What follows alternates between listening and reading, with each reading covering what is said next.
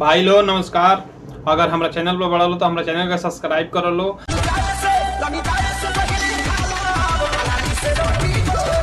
अब वीडियो को ज़्यादा से ज़्यादा शेयर कर लो और हमेशा हम अच्छा वीडियो ले आइले। हमारा वीडियो में कुछ अश्लील ना रहेला।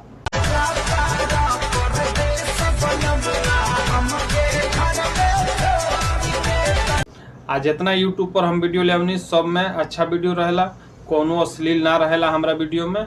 हमेशा बढ़िया बढ़िया वीडियो लेके आवेनी। यही से कहते नहीं कि तू लोग हमारा यूट्यूब चैनल के सब्सक्राइब कर लो और ज़्यादा से ज़्यादा अपना दोस्तन में शेयर कर लो। हमेशा हम वीडियो लेके आवेनी अच्छा अच्छा, जौन कि हमारा वीडियो में कोनो अश्लील ना होला।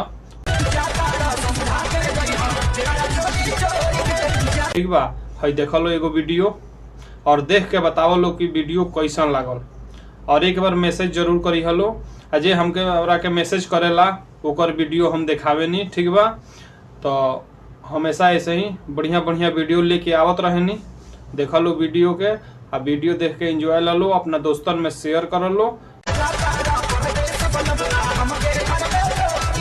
हमेशा हम अच्छा अच्छा वीडियो ले आवेनी, जौन कि हमारा वीडियो में कुछ अश्लील ना रहेला। एकदम पारिवारिक वीडियो ले आवेनी, पूरा फैमिली के संग बैठ के देख सकल जाला, कोनो दिक्कत केहू के ना होई।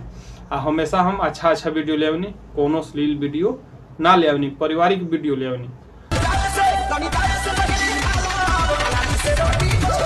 तो हम ये कहें कि एक बार हमारे चैनल के सब्सक्राइब करा और अपना दोस्तन में ज़्यादा से ज़्यादा शेयर करा।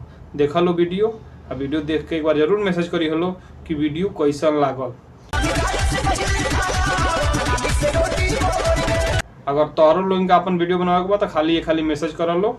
जब तक खातिर नमस्कार, फिर मिले अगला वीडियो में।